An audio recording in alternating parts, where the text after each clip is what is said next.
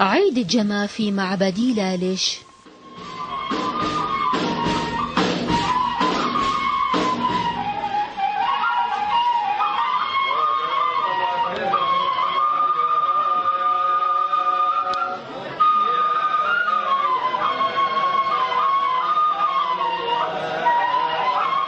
تزخر رزامة الإزيدية بالكثير من الأعياد والمناسبات والتي تقام على طول أيام السنة.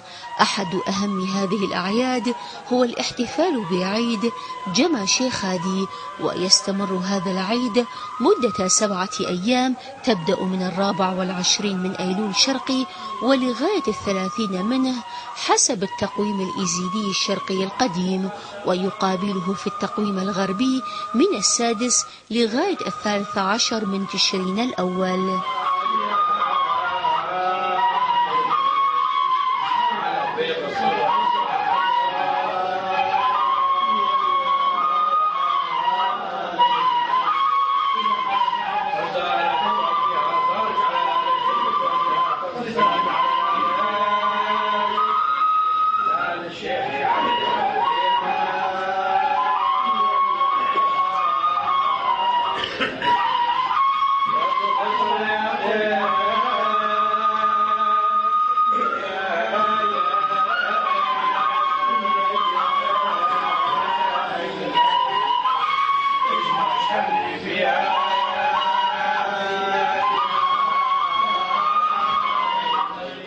أعزائي المشاهدين، نود أن نقدم لكم مراسم تعميد التخت في بحزان ونقله إلى معبد لالش. المقر الرئيسي لتخت بري شباكي هي قرية بحزاني، حيث يحفظ هناك في حقائب خاصة لدى عائلة الشمسانية. قبل العيد يخرج هذا البري شباكي أو التخت ويعمد بالماء المقدس والبرات، وينظف بماء السماق الحامض المعاد لهذا الغرض من قبل أحد أفراد عشيرة البرقعية المسؤولة عن هذه العملية، وبمرافقة المجاور السادان والبابا بيشمام، ومن ثم ينصب في مكانه المخصص من أجل زيارته من قبل أهالي القرية ولمدة يوم واحد، وبمرافقة رجال الدين من الشيوخ والقوالين وعامة الناس. وكما يعزف القوالون على الدف والشبابة طقس السماء.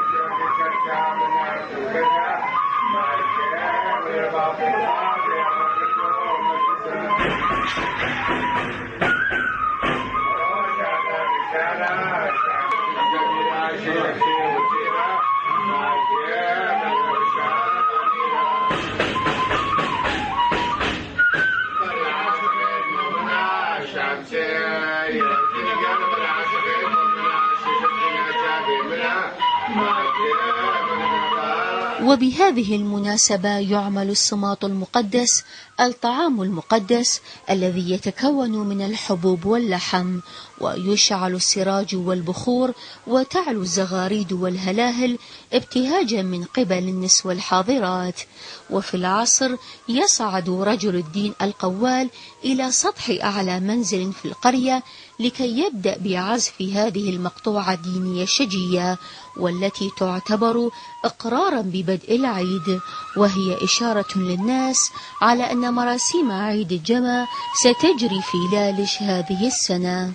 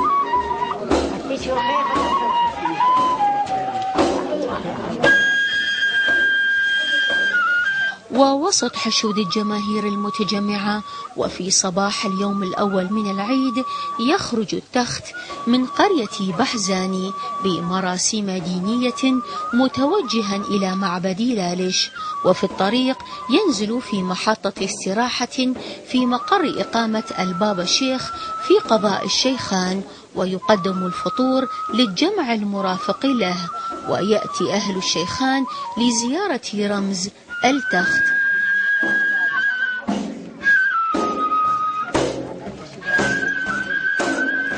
ومن ثم يؤخذ لمعبد لالش ويستقبل من قبل سماحة البابا شيخ وحاشيته وجموع الناس المتواجدة في المعبد، وحيث يحفظ في كانيسبي العين البيضاء حتى يوم تنصيبه في لالش ضمن فقرات العيد.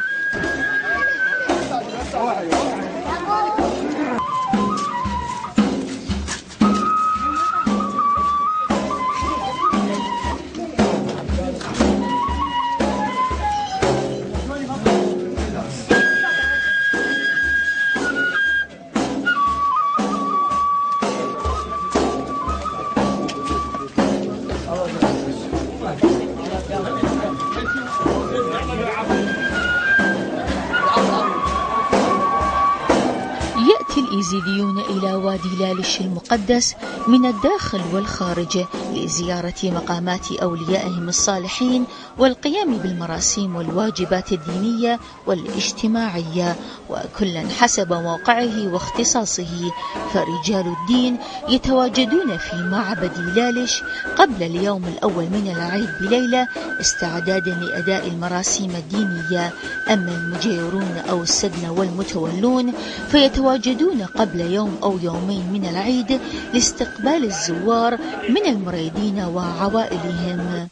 وكما يستقر الباعة في الأماكن المخصصة لهم لبيع بضائعهم المختلفة، وعامة الناس من زوار المعبد يتوافدون في أيام العيد نساء وشبابا وأطفالا على شكل عوائل أو أفراد، وهم في أجمل وأبهى زيهم الشعبي، وعلى وجوههم علامات الفرح والسعادة.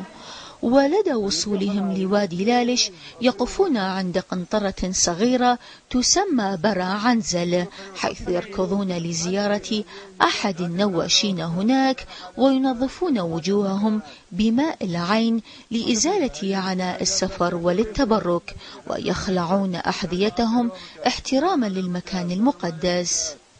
وسابقا كانت قوافل سكان القرى الواقعة في جنوب سفح جبل لالش كقرية باعذرة وشيخان غالبا ما يسلكون الطريق الجبلي في زيارتهم لوادي لالش، وعند وصولهم لمنطقة تسمى سلافكا أي موضع التحية أو منصة التحية، كونها تطل على لالش من الجنوب، كانوا يطلقون الزغاريد إعلانا بسلامة وصولهم ولإلقاء التحية على وادي لالش.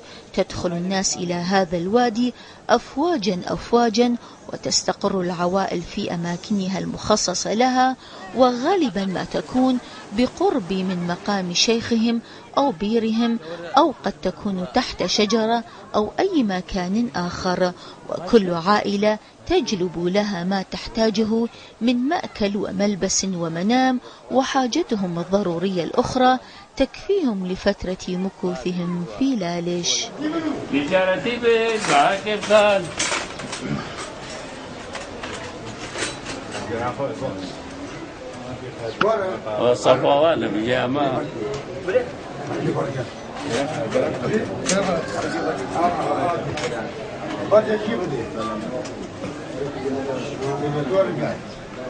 ليه بشكل هو ماشي ليه عليك شو عصا دينارك الدنمن والله حقيقة حق هو المال اللي الناس تنزل تحت يعني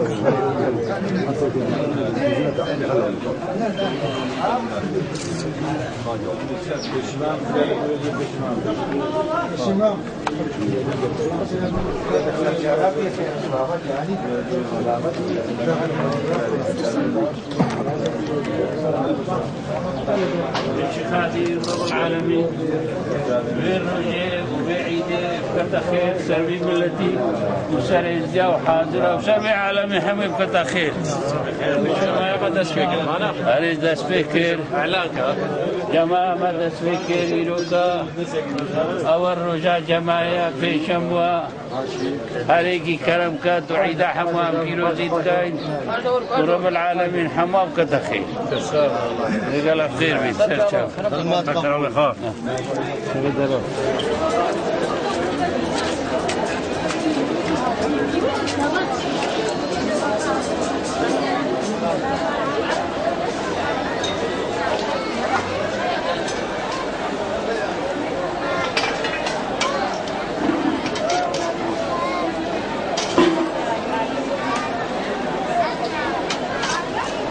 ذكرى كان دعاء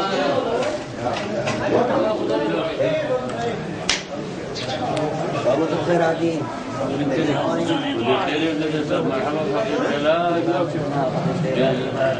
الله يكيداني وهالرمال جلال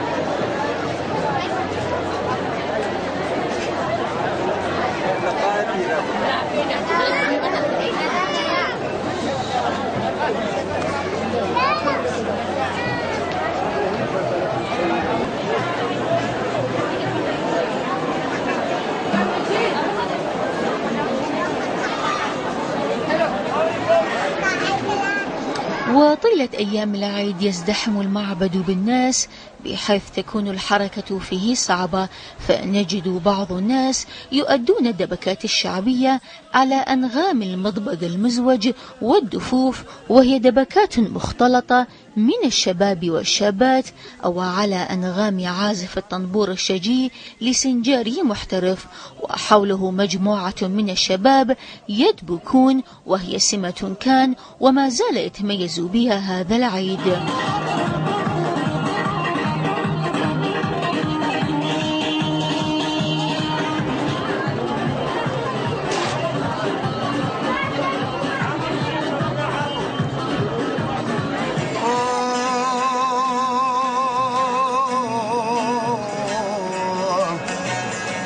نقاصر أزمان مقبولين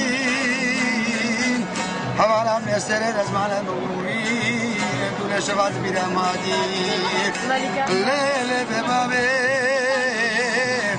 أمر بخوت شابد حرمين أزمان عليه فرقاد مشفات قدري من عقري أمر بسرقات شابد بلنقادي. وتستمر هذه الدبكات طوال النهار وإلى منتصف الليل، حيث تنطلق الناس في الفرح والمراح. وكما تعقد حلقات الدبكات الدينية في ساحة كنيس بي العين البيضاء على أنغام الدف والشبابة، وتسمى كوفندا. وتجد أيضا بعض الناس جالسين على هيئة مجاميع يتبادلون الأحاديث وبوجوه بشوشة متمتعين بمشاهدة هذا التجمهر الاحتفالي البهيج. وأما النساء يغسلن الأواني وينقلن الماء للطبخ أو للشرب، والشابات والشباب منشغلين بالدبكات ومشاركة بعضهم البعض، والأطفال يقصدون الباعة لشراء الحلويات ولعبهم الخاصة، والعجائز والشيوخ يجلسون بالقرب من رجال الدين للاستماع إلى الأقوال والمواعظ والقصص الدينية.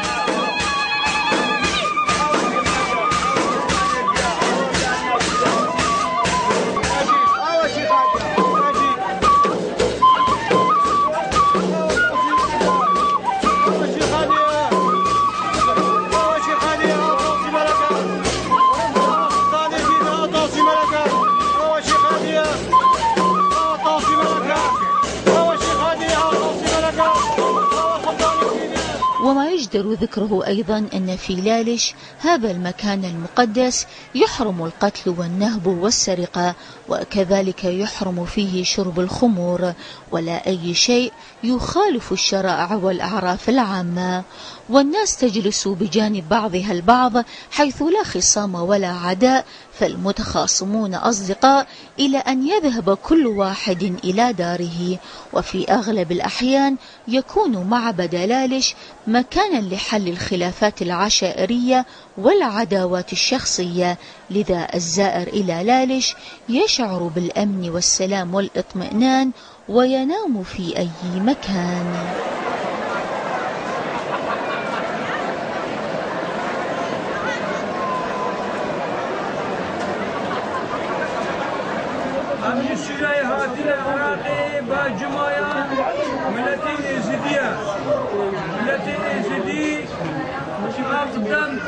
أديانا ملتي حقيقتي أم هاتينا ميداني جماعة شهادة بعيدة بيوز بكين إلى قالي كرد تفدى إنزدي ألمانيا روسا عراقي اشتغلنا عيدة غيرنا عرض هبونا عزمانا نبحر هبونا بنيانا ناتشي هبونا سكانا ري هبو تاريخات بو إيمان هبو حقيقات بو يعني هذا إيمانا إزداتي حقيقة خدي ووقتي خدي تعالى خدا وحفظ ملائكدان عزراهيل جبراهيل ميكائيل دردائيل شنخائيل عزرائيل عزازيل حر حفظ مكيكي وقتي خدي خدا أمنها خدي حق دكن قاضى أمتها خدي تعالى دكن أمبري قد بي يا ربي حق خداي يعني تخداي. ومن الواجبات والمراسيم الدينية العامة التي تتم في عيد الجمع في لالش هي: على كل إيزيدي أن يزور مقام الشيخ عادي وباقي مزارات الأولياء.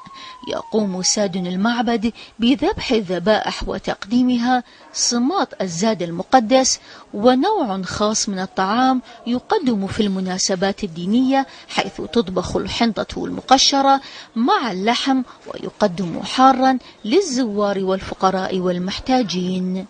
يقوم سادن المعبد بإنارة الفتاء الأجرة في كل يوم أثناء الغروب. يؤدي رجال الدين القوالون المراسم الدينية، وهي ترتيل بيت الصباح وبيت المساء، وكذلك يرتلون الأدعية والأقوال الدينية.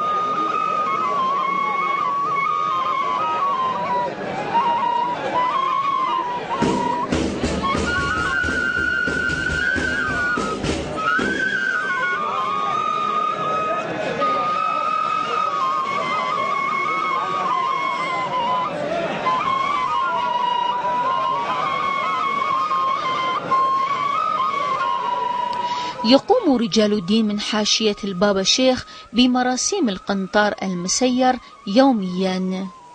من له طفل بدون عماذ يؤخذ لتعميده، حيث لا يجوز لطفل أو شاب أو عجوز دخل لأول مرة معبد لالش أن يخرج بدون تعميد.